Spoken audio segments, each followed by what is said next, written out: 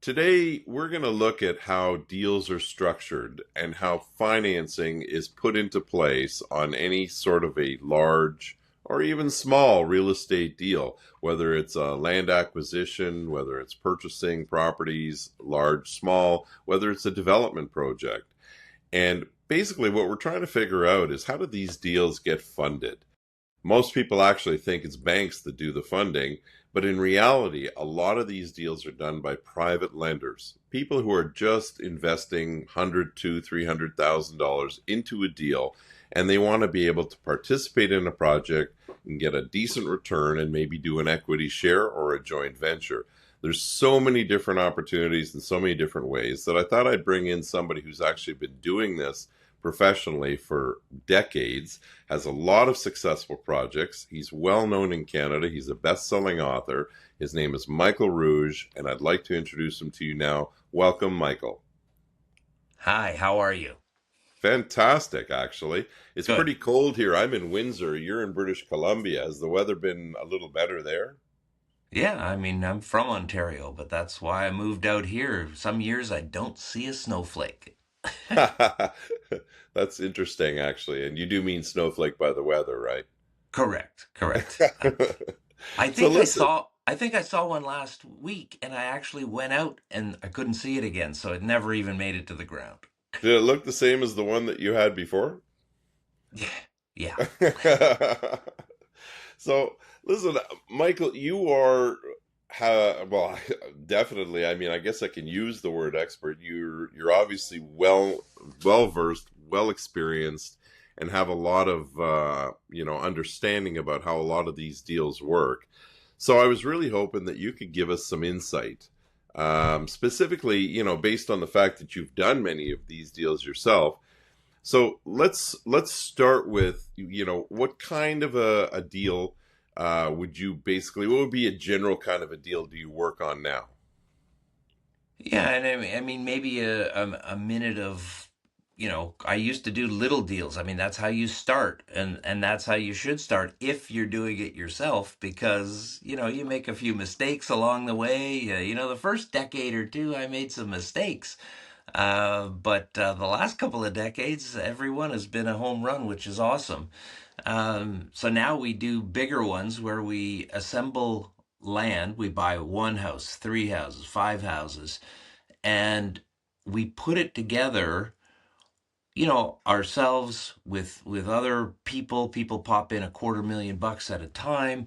They get interest on their money, and then we sell it. Or when I say sell it, we sell it into a deal, a joint venture with a bigger developer, somebody who has a big wallet, can do a 50 or 100 or $200 million building. They have 100 staff, things like that that we don't have. Right. And then when we do that, and this is one of these things, even though I've been doing it for 45 years, it took me 40 years to, figure it out. And, the last five, I've been doing it better, much better, because when we sell to that big developer, we get all of our money back. And that's the key. So whatever we make in the future by having a little percentage of this big $100 million building, we have zero financial risk, zero exposure, and it's a better way to do it. But again, it only took me 40 years to figure that out. Well, 40 years is that's a lifetime for a lot of people. And of course, that's a career for a lot of people. Many people are actually retired after a 40-year career. You're just getting started. But yeah, it's getting bigger, better every year. Now, right now in British Columbia, so I've got a bit of background on Michael, and I actually have known Michael for 25 years, full disclosure. He's one of my best friends in the world. I have a lot of respect for this man, and I've learned a lot from him. And it seems that every single time he goes and he meets people and he talks, people just love this guy's energy. Especially, you're going to want to, if you ever do meet him, you want to sit down and ask him a little bit about his background, which will blow you away. He's visited what 120 countries now. 139. 139 countries, and very few people can say that. The man likes to drive like a maniac throughout a whole bunch of these countries. He does these things called rallies, I think they're called. Maybe you can give me a little idea because I think people would find it really interesting to find out what kind of risk taker you are. Well, everything is a calculated risk, right? So I mean, when you do a rally in a foreign country, I mean, a lot of people just go and travel. Last year went through the Amazon by yourself. You have a higher chance of being robbed and things like that, and not just from the banditos, from the cops too, right? But if you do it in a vintage rally group or organization, there's safety in numbers. It's amazing when they see a sticker on the side of a car that even the cops go, okay, I'm not going to mess with that. All right. So never had any real hassle, because over half of those countries have been done you know, in a race, so to speak. You've got one coming up, don't you? Yeah. Yeah. Back to Africa for another one. And, uh, racing is like being an author. You know how you make a small fortune as an author or a small I'm sure a fortune? lot of people would like to know that. I'll tell you the whole secret right now. Okay? You don't have to guess, you don't have to do it yourself. Been there, done that. It's the same whether you're an author or it's the same whether you're racing. The way you make a small fortune is you start with a larger one. It's true. All right, you got me on that one. I wasn't expecting that answer. But the reason I'm asking you this is, it's fantastic that you have a lot of knowledge and experience. But I think the fact is that the people I want to know or want to know, and I want people to know that you're not some guy who sits in an office and just crunches numbers and hopes for things. You actually have a very analytical mind that looks at everything big picture. You can see where the faults are, where the roadblocks are, where the danger hole, where the potholes would be, so to speak. Yeah. So on the kind of deals that you do, right now you're working on several projects in British Columbia. And can you tell us exactly specifically where in British Columbia you're doing your projects? What projects have you done and have completed already or are in the works? And what do you have set up that you're still looking to do, or get funding or investing or lending that you're looking for and why? Sure, but that's a loaded question. I might forget half of those points by the time I get to it. So if I do, I'm sure you'll remind me. I'll do my Um, best, Michael, and see if I the, can keep track of what you're saying. so I do almost everything on southern Vancouver Island, between Nanaimo and Victoria, in Duncan, in the greater Duncan area. It's a great valley. It actually, the original name meant the warm land because it never gets too hot, never gets too cold. All right, you can mountain bike here. It's one of they just designated this as one of the top 10 mountain bike destinations in North America, and certainly it's the top in Canada because it's the only one where you can train year round.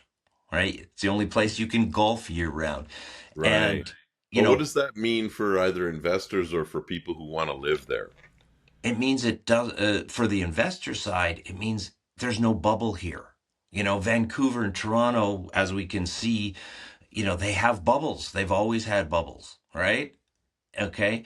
But here, because this is a place where people want to live. Like, for example, they're building a $1.6 billion hospital that's state of the art, and they're building it just a few kilometers from the projects that we're doing.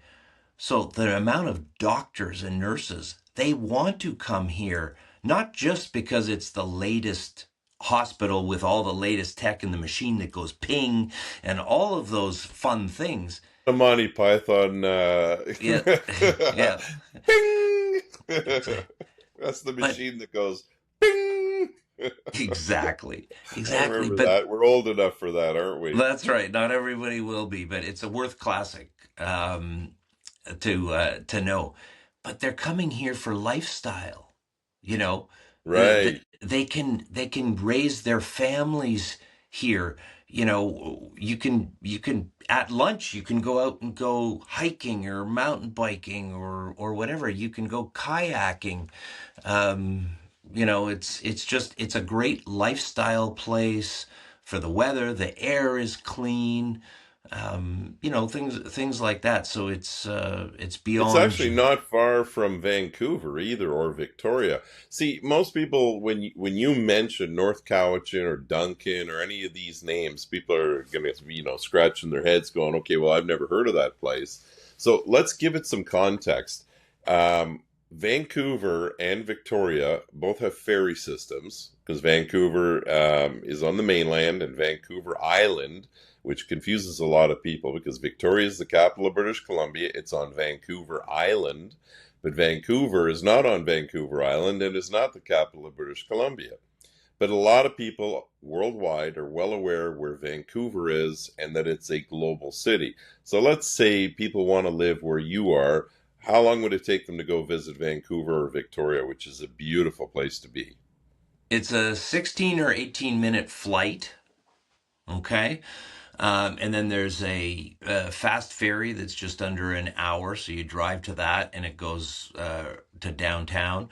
And Yeah, then the regular ferries are an hour and 35 minutes, so you go on with your car. But Vancouver Island is bigger than a lot of people realize. There are 11 mountain ranges on Vancouver Island. Okay, yeah.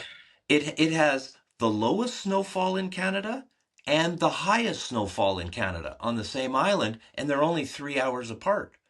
All right, but that's Sounds like another a reason why fascinating I'm place. I'm on the south of the island, because of the weather.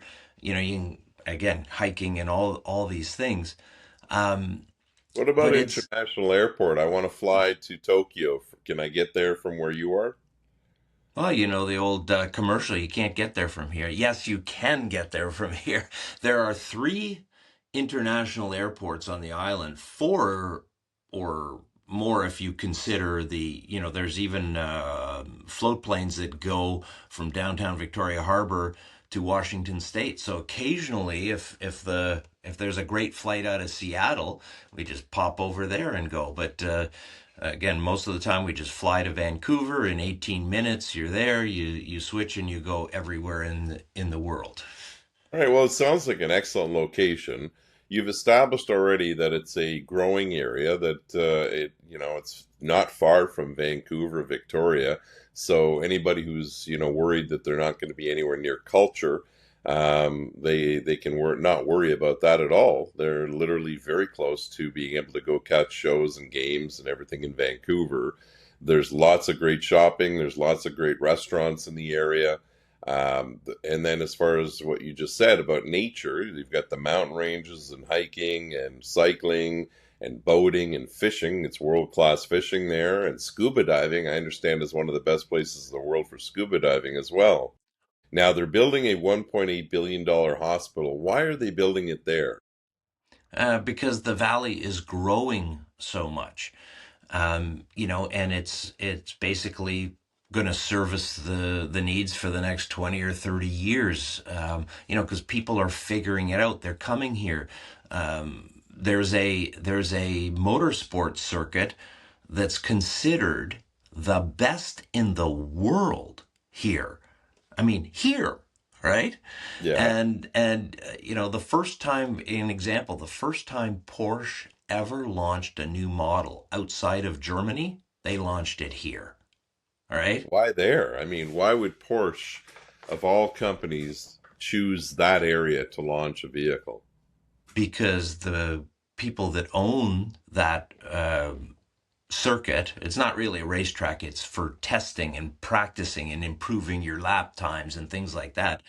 They own all the German car dealerships and a few Italian ones and things like that. And they hired the people that do the F1 tracks around the world, Hmm. and they had hired them to come and make this. And then when they sell a car, they send their people up. But Porsche came because now they flew in 450 journalists over a 3.5 month period, each for like a 4-day period in They got to groups. drive the course. they'd come and they drive the course, and then they gave them the cars to go drive around the valley because the valley's beautiful, Wow. right? Yep. And that's another reason people are moving here. They go, well, if I'm going to live in Canada, I might as well live in a part of Canada where the weather is fantastic. I can still get everywhere because there's a lot of people that don't want to go to the States as much as they used to for certain reasons. So that's been a boon for here too.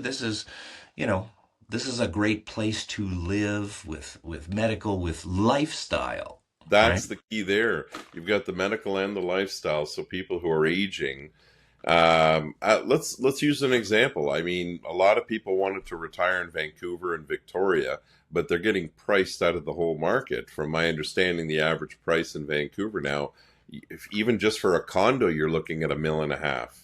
So yeah, housing, forget it. You're $4 or $5 million for a house. Are my numbers off? Well, I mean, there's a range on all of those things, but whatever the price is, even in a downturn in Vancouver, it's still half the price here, and it's a better lifestyle because they have a thing in Vancouver and Toronto called traffic. We don't What have is? that. We I don't saw have that that. movie. That's a Yeah, good movie.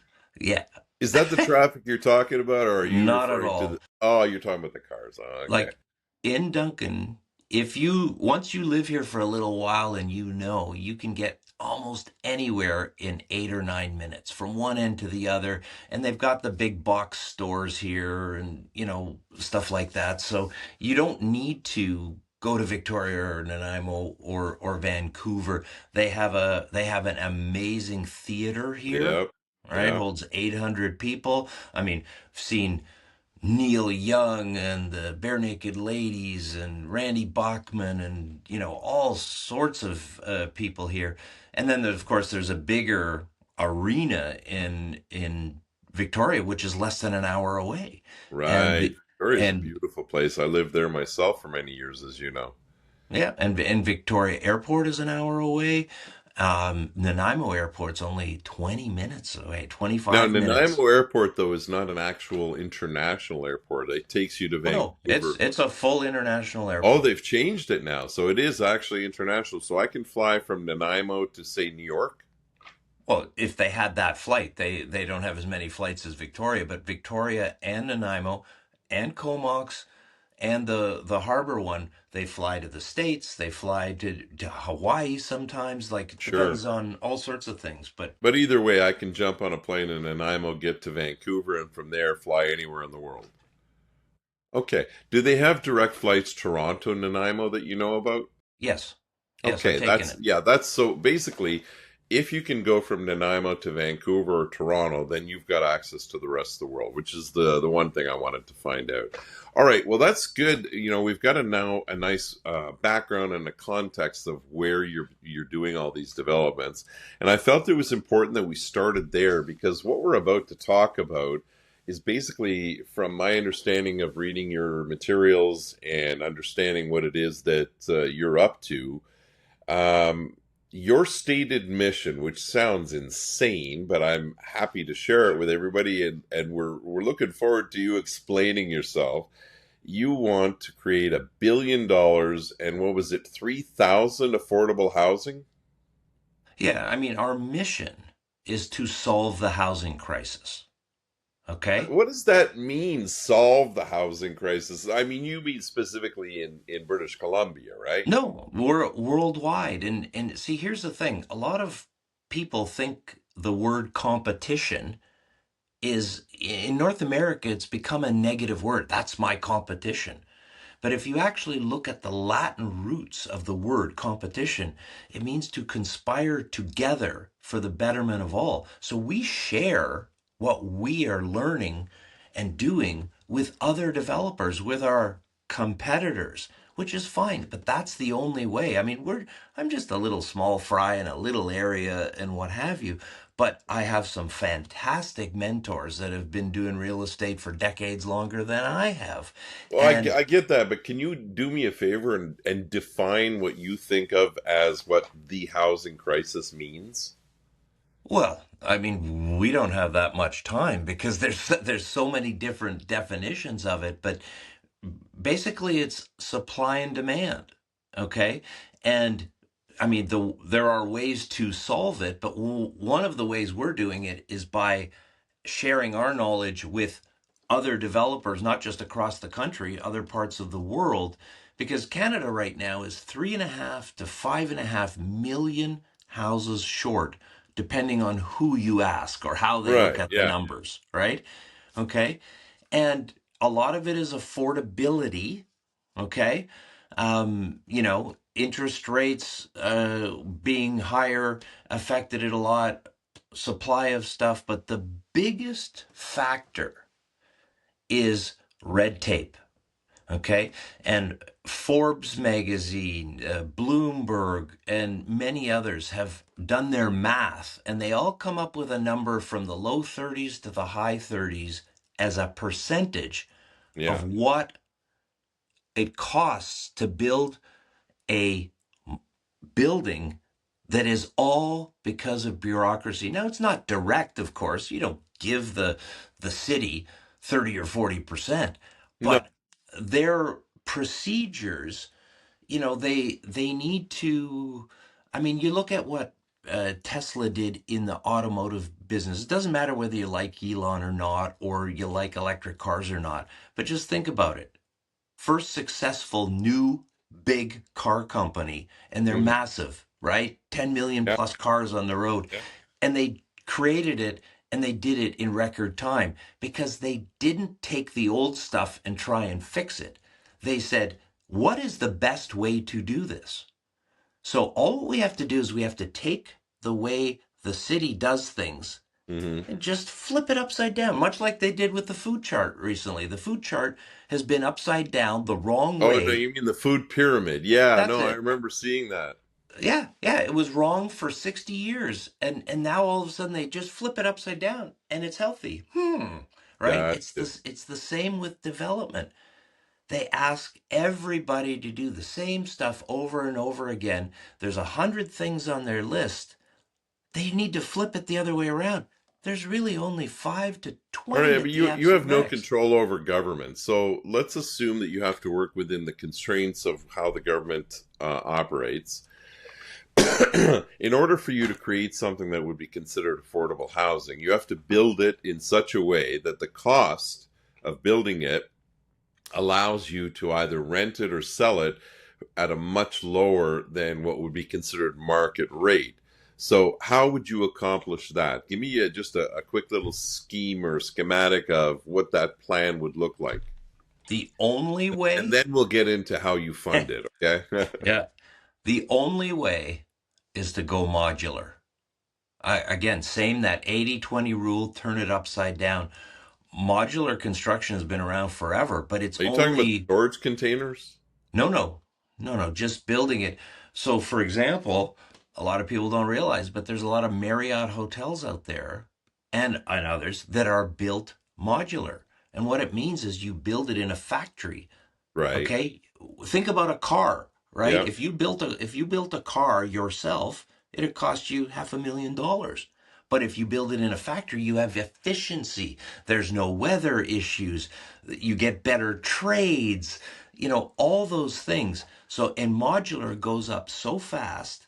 I mean, think about it. If you've got a project and you're paying interest on 10 or 20 or $50 million, modular is done under a year, whereas other construction is 2 years. So 1 year you save the interest on that, and you're faster for revenue. You're faster to get people homes that need it. Well, what about cost per square foot and quality? Quality is definitely higher on modular. I mean, good modular. It's like everything. There's Yeah. and then and then there's ooh, I like that. So you use a good steel, quality modular, and the cost is about the same, but you don't have construction waste. You save a year. You control the thing. How many times has anyone in any house they've lived in, you find something where, oh, this 2x4 wasn't attached properly, or this wire wasn't run right? But when you do it in a controlled setting, you have a much higher quality product. It's better for the tenant. Yeah, It lowers cost, it lowers maintenance cost. So it's not just about cost today, it's about long term. Some that of makes these sense. And we've you've seen a lot of these projects come to completion, and you visited them and seen how they end up, and how long has this process been actually being used? Modular's been around since the beginning, but it's only about 10% of the the construction industry is very slow to change, very set in their ways, so to speak.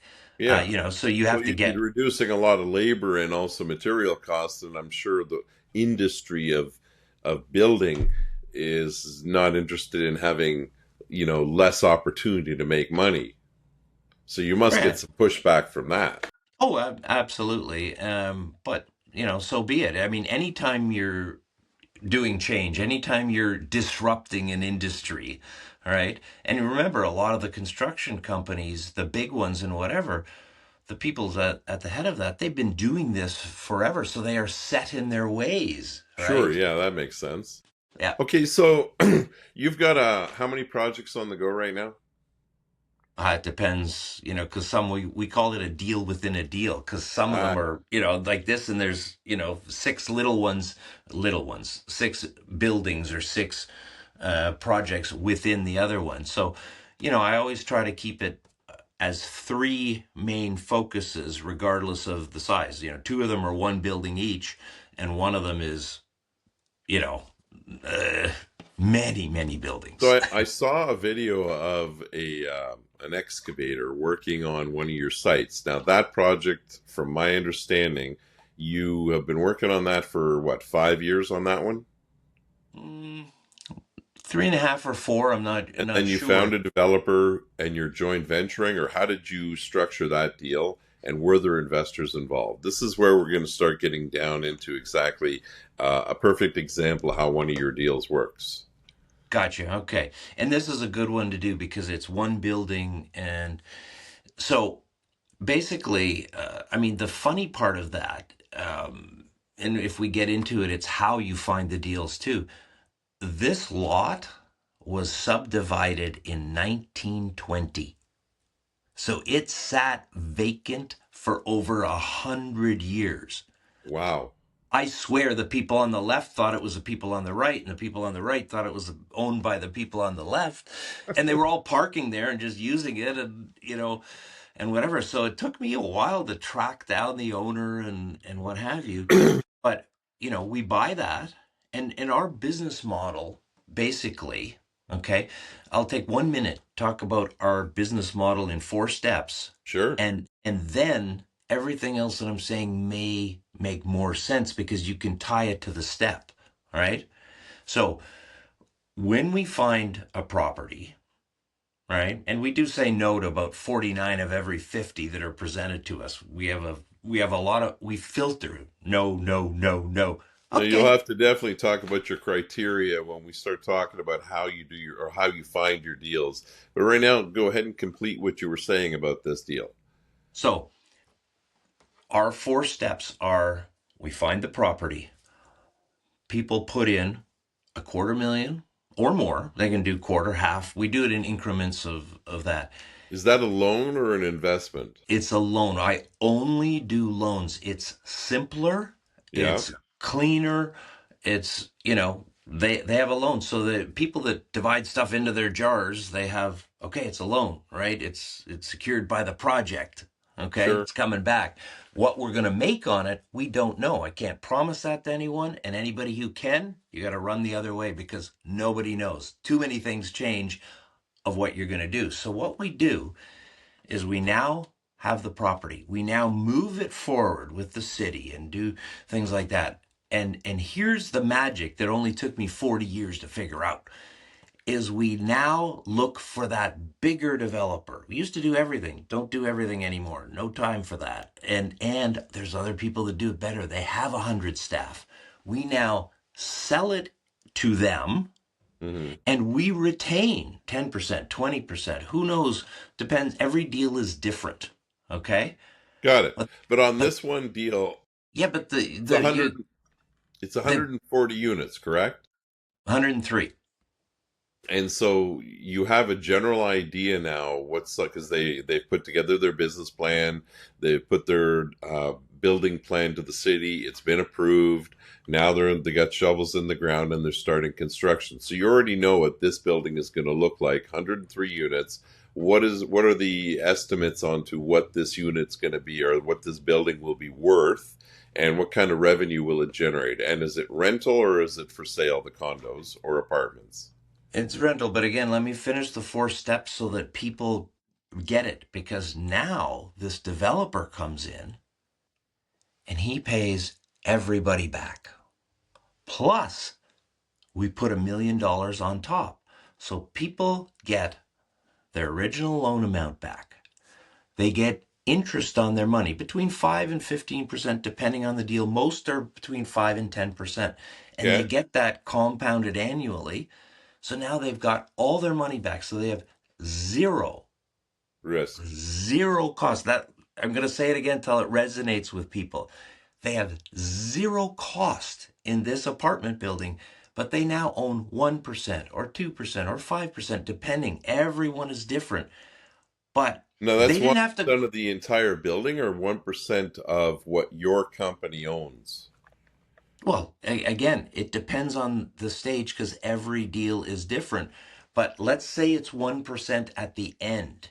Okay, So now they have a building that's worth, in this case, 100-unit building, 30 million, 40 million. It's hard to say.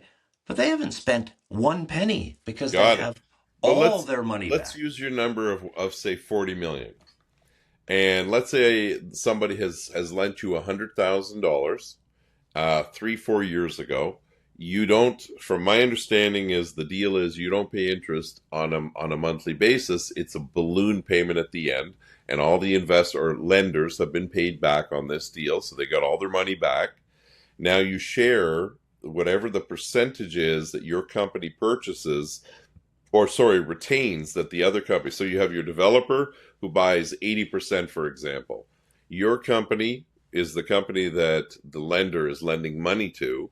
They would then retain a certain percentage of that deal, and that percentage is based on what percentage your company has negotiated with the developer. Is that correct? Yeah, I think so. I think All so. right. I mean, it's a little So complicated the way you said it, but here's this one. Let me use this one as a perfect example. At the end of the day, there's 10%. That's what we own, right? So we will own 10% of a $40 million building, and we have zero cost in that. got So it. as the revenue comes in, from a long-term rental, because the other thing we do on long-term rentals is you get the CMHC money at 2.5% on a 50-year amortization, so it cash flows. So you're doing two things. You're giving people an affordable place to live that's a decent place to live, and we can still make a decent profit, So right? these would be a mix of two, three bedroom, one bedroom, studio, bachelor. How would they be mixed up in 103 units? Well, this one is a higher number of smaller units because it's right by the old hospital, which will be turned into some sort of seniors living or extended care or something like that. So there's going to be a lot of nurses and people like that that want to go. So that's why it's That makes sense. smaller, more smaller units, but there are some big ones in there. So average rent would probably be around what, 15 to 18 to 2000. What kind of money per month?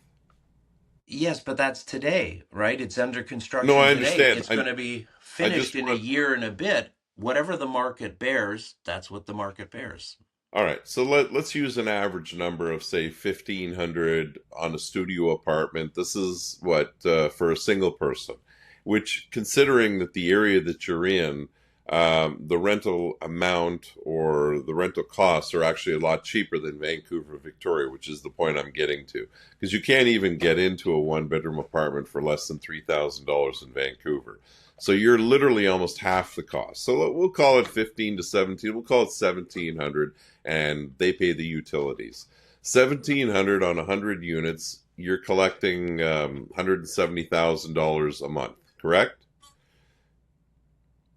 All right. So, and that money would be collected by the management company and the developer and yourself. They own 90%, you own 10%. So, out of the 170,000 per month, that money is flowing in after all expenses are paid. The net is then shared 10% to your corporation, and your investors, or sorry, the proper word is lenders, they share a portion of that in perpetuity, correct? Correct. So, Correct. and it's in shares in your company that you have sold. So they're protected by the fact that you're the one that is making sure that the company receives its 10% share of whatever revenue is on each project. And your goal is to have multiple projects so that your company is receiving in the millions of dollars per month revenue. Is that correct? Correct. If, once we have enough units, it's all scalable, right? Every That's single building we add increases that. So in fact, what's happening is that people would start off by lending your company money so that you can go ahead and find these projects, set up the developments, make your joint ventures with the developers, retain a certain percent. They get their cash back after the developer comes in, pays out for whatever project that you're working on, and and you've got like six or seven in the pipeline, correct? Is that correct? Right. Right. And So that means whatever they lend out, they're protected by the land, the collateral, when it's purchased out. So they're not waiting for the building to be built to get paid. Is that correct? that's right. We go to I mean, we have developers that want to do it a different way, and we say no. This is our business model, so that the person who's put in the 250, they don't have to do anything. When it's done, they get their money back with interest, and they just wait for the dividend checks. They don't have to attend board meetings. They don't have to, you know, come and slug cement or do anything, right? It is Got it. completely passive. So when the way your business model works, anybody who's lending cash to your company is going to be collateralized by the land at the very least, correct? Yeah, well, the company that owns the land, that's how it's collateralized. So a person gives you $100,000 as a loan, and you're upfront with everybody. I've watched you do these deals. It could take 1 year, it could take 3 years, it could take 5 years. The interest is accrued, compounded over the period of time that you hold on to that cash, but it's a balloon payment, and the money is secured by the land as you own it. And it's just a matter of time before you find the appropriate developer or joint venture partner. At that point, they put in the cash, buy out X amount of percentage, then your company receives the cash. That money is then paid back to the lenders. They get their money plus their interest, and now they own still in perpetuity a small percentage of whatever is built on that land. Is that how your model works? Correct, and they've got a zero cost basis on that. Yeah. So what would keep them from would they be able to just keep going and just keep as they say in roulette, let it ride and just keep lending out the money and be part of a whole bunch of different projects?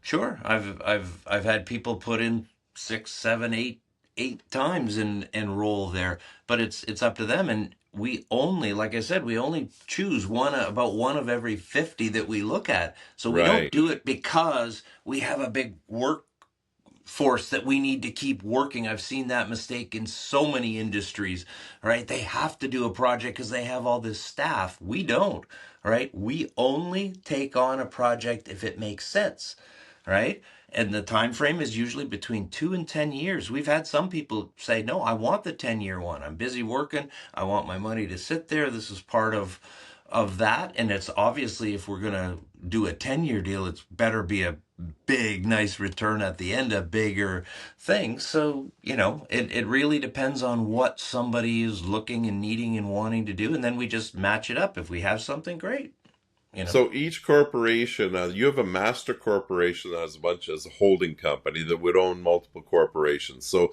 let's say you have 5 deals on the go, and I lend on deal A, and then you find your joint venture partner. The developer comes in, buys up 90%, and the company that owns on deal A, which would be a subsidiary of the holding company. I now own a percentage of that company. So then if you want to go to another deal, you structure another company as part of the holding company. With that deal is owned by that company. So I would then own shares in that company on deal B. Is that how you structure it so that they're all If firewalled? you chose to invest back in deal B, every property has its own company, because Yes, it could be you and I, it could be four people, it could be 10 people right, that are in this, and to keep it straight, and you never know, like, as much as the plan is to have all of them as long-term multifamily, what if for some reason it doesn't? Like, we have one right now that there's some people hot on it that want to put a hotel in there, right? So, we give them two prices. You can pay us cash for it, and then everybody will make a bigger dividend right now. right. Okay. Um, Do so the do the lenders have any say on what decisions you make? Okay, so they just have to accept whatever decision you make. yeah, the problem is when you have 10 people trying to make a decision, nothing ever gets done, That makes right? sense. Yeah, Yeah. that makes sense. Okay, real quick, why don't you tell us, do you have one or two opportunities available right now that you are looking for lenders? Yeah, we've got it's going to be depending on how much the city, we have to arm wrestle with them, whether it'll be 150 units or 200 units. It's right downtown. It's walkable to the university. It's walkable to all the fast food. It's downtown. Everything's right there. And again, it's 250, 10%, and that one should be 2 years, but we're calling it 3 years just in case. Because we go in, we've done the geotech, the environmental, all of those types of things, and we're in the final, I think it's final stages Sure. with the city. They love it. We're getting more cooperation on this than we ever have in this area, because they want it in their downtown revitalization area. And this one's the one that's really close to the new hospital? No, no. Is I this mean, the one that's near it's the water? no, no. This Okay. one is downtown. Downtown. Um, all right, but it's central, right? Um, And are they and apartments, condos, or are they rentals, lease to all own? all all apartments, All all apartments. rentals. Okay, Yeah. and the mix of studio, one bedroom, two bedroom, etc. All right, so just walk me just out of curiosity. I have $200,000 I want to give you. So tell Thanks. me. I write you the check, wire the money to you today. Tell me what are the next steps. So, you start making interest the day we receive the money, okay? And we keep doing what we're doing along with the city. The builder is all organized and ready to go. So it's really the only wild card in there is we don't know if the city's going to say yes in 3 months or 6 months. I mean, the Okay. fact that they want it helps a lot. And because we're building modular, this is why this thing can and should be done in under 2 years. So you have your builder lined up. Everything's ready to go. We just need the city to go, yep. Do you already have your deal structured with the builder as to what percentage they will own and what percentage your company will own? Yeah, but there's other factors involved there. So it's not something that we can etch in sand today, but the building portion is all done, right? Okay. Because you got to remember, builders come in two different ways. The normal way, they come in and just get paid to build it. Sure. So All that right. So part is done. what's the size of the property that this project is going to be? It's about an acre and a half. What's an acre and a half worth right now? Well, the land on this one is appraised at just under 5 million. So I give you $250,000. It's collateralized by the land. Do you owe any money on the land? Yes, but again, it's too complex for this conversation No, to no, give. I just mean is my 250 fully collateralized? it's collateralized by the company and backed by me on the other stuff that I do. All right, but the land itself has also got enough value that worst case scenario, you could just sell the land to the developer if that's the only option that was available. Well, exactly. One of the criteria, and we have many criteria, and so much of it is on autopilot after 45 years. But one of the criteria is we don't buy anything that isn't in the money $1 million on the day that we buy it. Got it. So And 100%, I give you $250,000. Worst case scenario, you need to dump this property for whatever reason. Somebody gives you an offer. Let's say the city wants to buy the property. You will at least be able to get the cost that you've put in plus a profit. Therefore, you will be able to pay me back the 250 that I lent you plus my interest. And that's my worst case scenario. yes, Okay, well, that sounds like the risk is quite mitigated. Now let's look at my best case scenario. That's what I'm really interested in. there you go. So you put in 250, you get out 400, okay, or whatever the compounded interest, right? Because On remember, a 3 to 5 year period, is that what we're talking? this one's should be 2 years, but I think we're saying three. So you're you now get your 250 back. You now get 150 in interest, and now you own 1 or 2% of a 200 unit building. Which is Okay, more so like around 70 million, 80 million in value. yeah, I think this one is going to be worth 80 to 85 million when it's done. We've got 370 solar panels going on it. It's going to be my one of my goals aside from business is to win the Green Building of the Year award. Every year they give it to one building that was built on Vancouver Island, and my goal is to win that because we it's not about the award, it's about the fact that when we do these extra little green things, right? Do they cost a little bit? Yes, but in the overall scheme of things, not that much. But the building has a much lower carbon footprint than the building beside it, Features and right? benefits. Yeah, and it's beneficial for everybody along the way. The cost to operate that building is lower, the maintenance lower. Yeah. The yeah, it just Well, everybody what's wins. interesting is the kind of people that it would attract are the kind of people you want as tenants anyway. Yeah, yeah, All right. exactly. So 2, 3 years down the road, this thing is now constructed. You said that I own 1%. Let's just say we made our deal and I own 1%. Now, is that 1% of the $70 million value, or 1% of the percentage that you own? That's 1% of the 70 or $80 million value of the building. So if it's 70 million, I have a $700,000 ownership of this building. Yeah, but again, we will have a CMHC mortgage on that No, that's no, I really understand. I cheap. understand. Yeah, But the but the the value, the equity, gross whatever value, the yeah. equity portion is now on my net worth statement. And yes, and you haven't paid a penny for that because we give you that, Do I have right? any liability though if something happens with the building? You have no liability at any stage of this. First, you're a lender, and then you're a shareholder. Shareholders have zero liability. Directors have liability, but shareholders Right. have zero liability. We take the risk, and that way it can be passive for you. Like we have people that are doing this, and it's not for them; it's for their kids or their grandkids, right? To go here, you put this away, and that pays for your university tuition or whatever.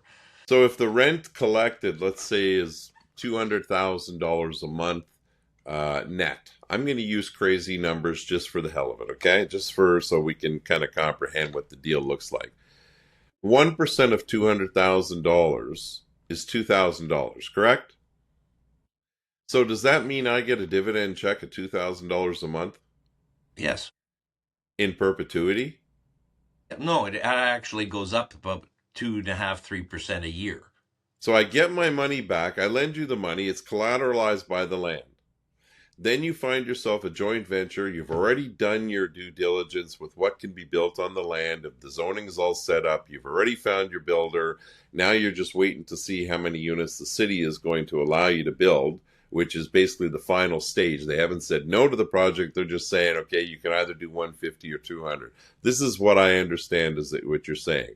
The developer then is going to go ahead and do, let's say the city approves in 3 months 150,000, or sorry, 150 units. And so they go ahead and they start the construction. Theoretically, within 2 years, they have the building up. But in the meantime, as soon as they put shovels in the ground, they'll have paid out your company X amount of dollars because they're buying up, say, 90% from what I understood, which means me as a lender, I get my cash back at that point with my interest. Now I've got no cash into the deal. I'm free to put it into another deal, which, of course, being the guy that you are, you're going to be looking for two, three other deals to fund. So I can stick my cash in with that and basically keep incubating over the next 5 years and keep turning my cash over.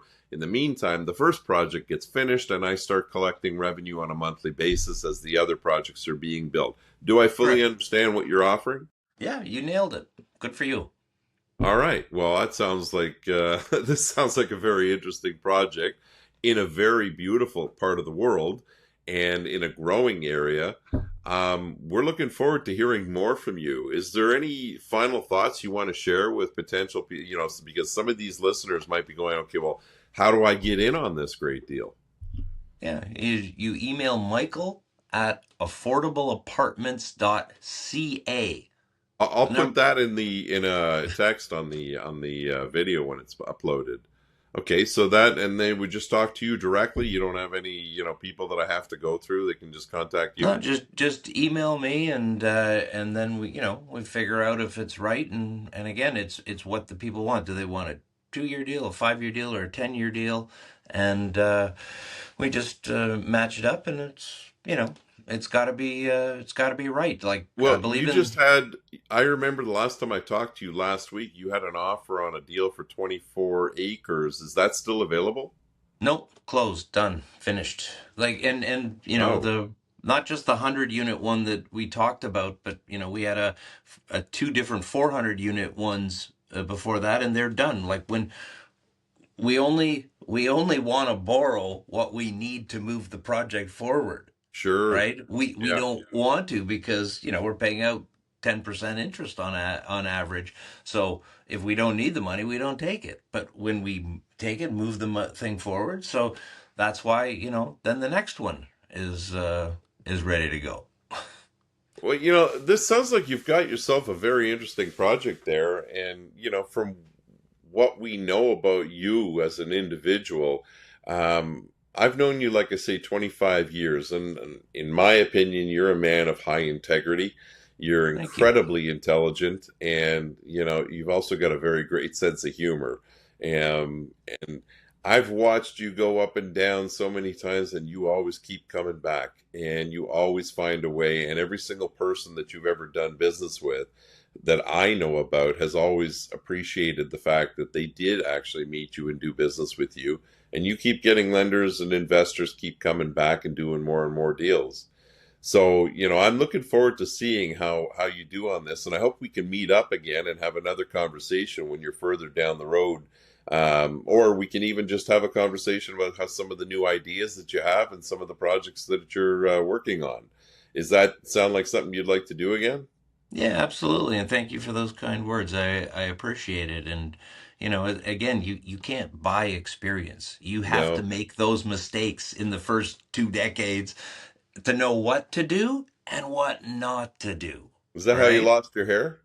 Yeah, that's right. Well, Michael, I want to thank you for your time today, and I hope if there was anything else that you wanted to share with us before we sign off, um, please, the floor is yours. Sure. Just, I look at it as the 4 Ps. All right. A lot of people talk about the 3 Ps, but I added one. So it's got to work for people. Whatever you do, it has to work for people. It has to work for the planet. Might as well do it better for the planet. As far as we know, it's the only one we have. So let's do it for the planet. And it has to be profitable, Oh yeah. right? Don't have to be greedy. It just has to be profitable, because if it's not profitable, you can't continue it. It's not sustainable. That's one of the reasons why public housing doesn't work very well. Okay? You have to have that component in there. Okay? And the one I added is purpose. Okay? Mm. For example, we build to a higher quality than we need to. We want people to feel safe in their house. We want it to be quiet. We want it to be greener. So if you add all of those, now everybody wins. Win, win, win, win, win. Everybody around has to win. And there we go. Thank you so much, Michael. This is Michael Rouge. His company's called Affordable Apartments. I'll be providing the information on how you can contact Michael. He's got a website as well. And if you need some more information on being a lender to one of these fantastic projects to help Michael solve the affordable housing crisis, we'll make sure that we can put you in touch. All right. Have a good day, Michael. Thank you.